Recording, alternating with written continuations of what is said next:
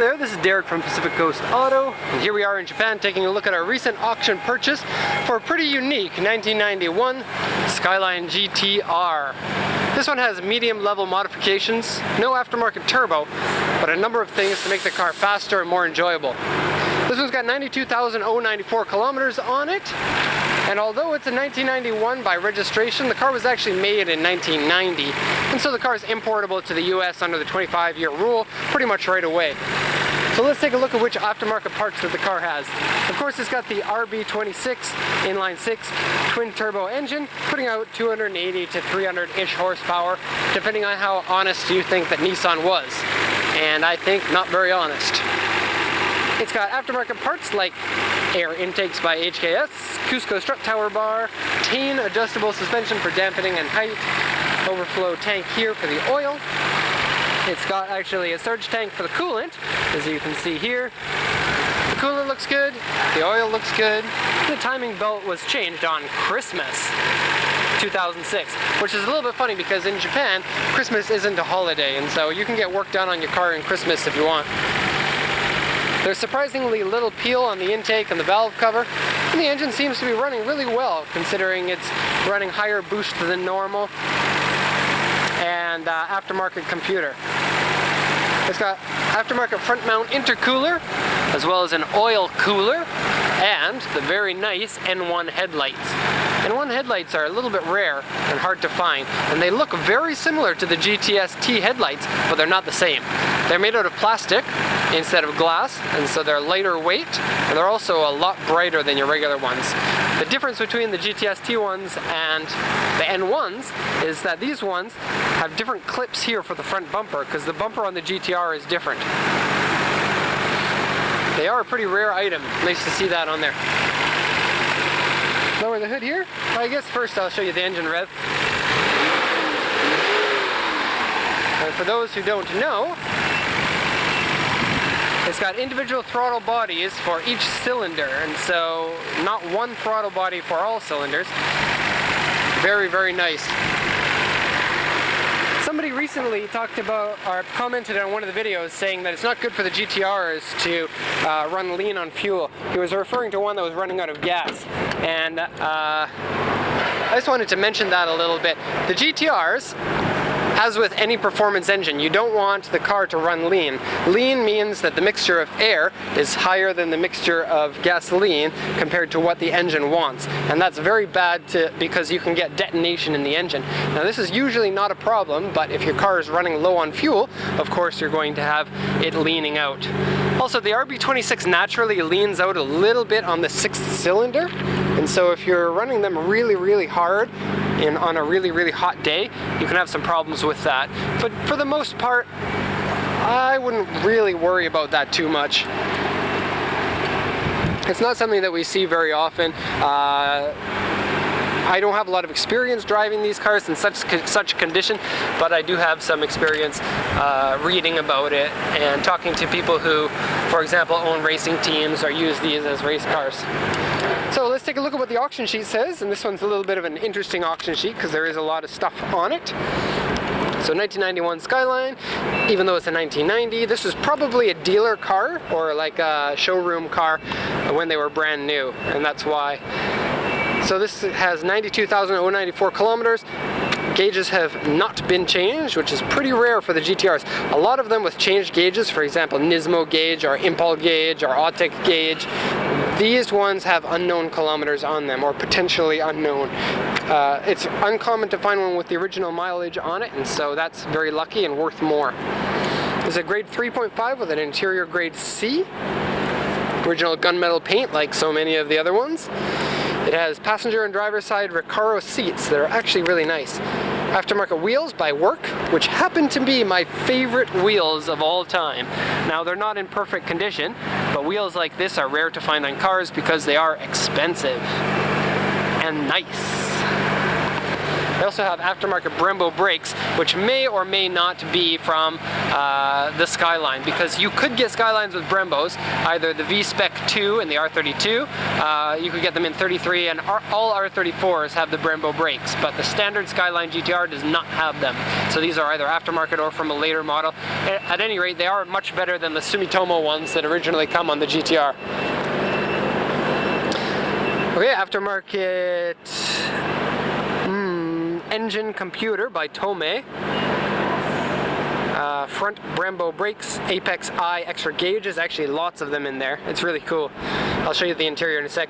Chain adjustable coilover suspension, aftermarket exhaust and air filter, aftermarket oil cooler, aftermarket radiator, N1 headlights. Now the N1 headlights are not projector style, and let me just show you the difference again. I know it's going to be a little bit nerdy, me talking about headlights so much, but there's what the headlights look like, and then the standard headlights look like this.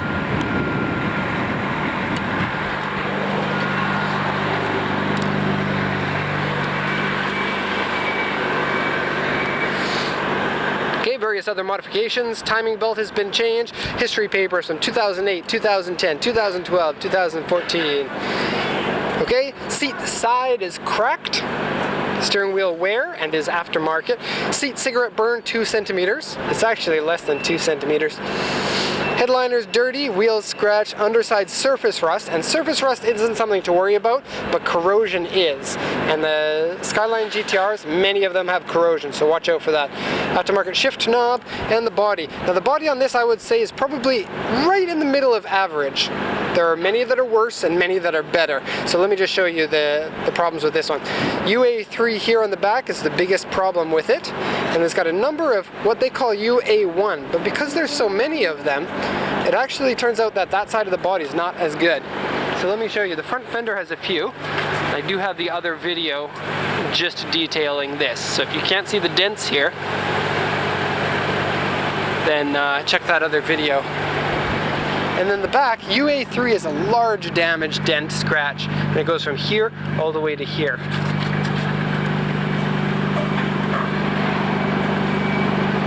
Now the other side is slightly better, but it does have some dents in it, and I'm just going to briefly show you because I have one video exclusive for the side panel check, and the customers who buy the car get the full set of videos and over 100 pictures of the car, and this is just I guess we use these videos for advertising and as just like a basic walk around to show people who might be interested in buying the car or whatever else. Large scratches on the underside of the side step on the right side. That's down here, but you have to be really short in order to see the scratches.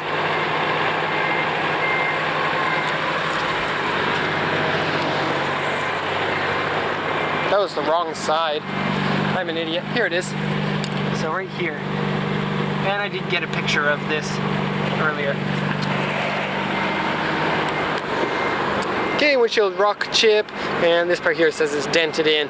Okay, so let's take a look just at the body one more time because I love those wheels, and the sun is hitting it really nicely right now. Okay, the front bumper has a lot of rock chips on it. Take a look. So it probably needs to be repainted. That's the problem with a fast car, is fast cars get more rock chips. The paint overall is really nice. Stock rear wing here. Noisy exhaust. Iconic tail lights. GTR badge. I didn't mention actually, in the video that we just shot, it's missing the GTR badge. They took it off. Old Nismo mark. Pretty cool. And interior. This happens a lot actually. I've seen this so many times. Tuck, tuck, tuck, tuck, tuck. There we go.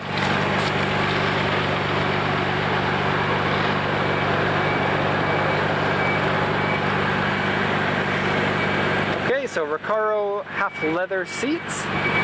Inner bolster has some cracking here. You can restore this quite easily. So very nice. It does have cigarette burn here. Now that's the one they said is 2 centimeters, but it's actually like 12 millimeters. Passenger seats in better shape. Now, putting aftermarket seats into a GTR is a little bit interesting because the stock seats are so good, fairly supportive, very grippy, just wonderful seats. It's neat to see aftermarket seats that are a little bit different like these ones. I'm not sure if I prefer the regular seats or if I prefer these ones. These ones are a little bit more supportive in the bottom, so it would be better for cornering really quickly. Back seats are stock. Aftermarket Momo steering wheel, and sit in the car. Lots of gauges here, and funny, you get 2 boost gauges. Oil pressure seems to be good. When you rev it, you're going to get more oil pressure, and so that's just what you want. This oil pressure gauge, this aftermarket kind, is much more accurate than this one here. So take a look, this one's reading 3.5. This one's reading 1.8. And so, you go like this, take a look, see how slowly that moves? See how quickly it moves here. So the stock one on these cars is notoriously terrible. I don't even know why they added there. It's really cool. Front torque, it shows you how much of your power is going to the front wheels, because these cars will rear wheel drive until you slip, and then it goes to the front wheels. Dashboard, like so many GTRs, has some bubbling here and actually has a crease here. The creases are kind of another popular thing with these dashboards, but not as popular as the bubbling here and in here. What I like about this set is it hides any bubbling that's in this area. Okay, there was an aftermarket faceplate here, but I hid it underneath the seat so that nobody steals it, because people that steal are idiots.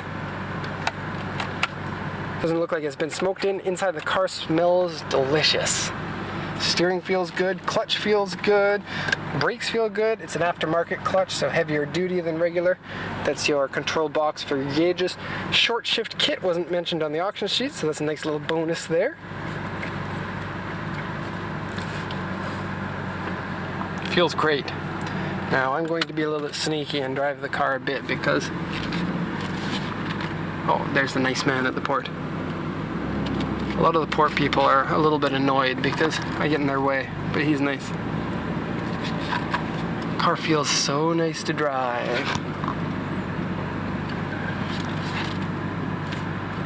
Okay, we're just going to leave it here, and I'm going to get out and I'm going to show you the trunk briefly, and then we're going to be done. Skyline GTR trunk is reasonable, and that's really all there is to say about it. Rear strut tower bar in there. Show you the exhaust again because that's fun. And the wheel offset. And now I'll just wish that my car had those wheels. You know what would be cool if I had those for my new car. And those who watch my personal channel, they know what my new car is. So could you imagine me having those wheels on that car? Kind of funny. Okay, so that's going to be it for this really interesting Skyline GTR. Thank you very much for watching, and have a good day.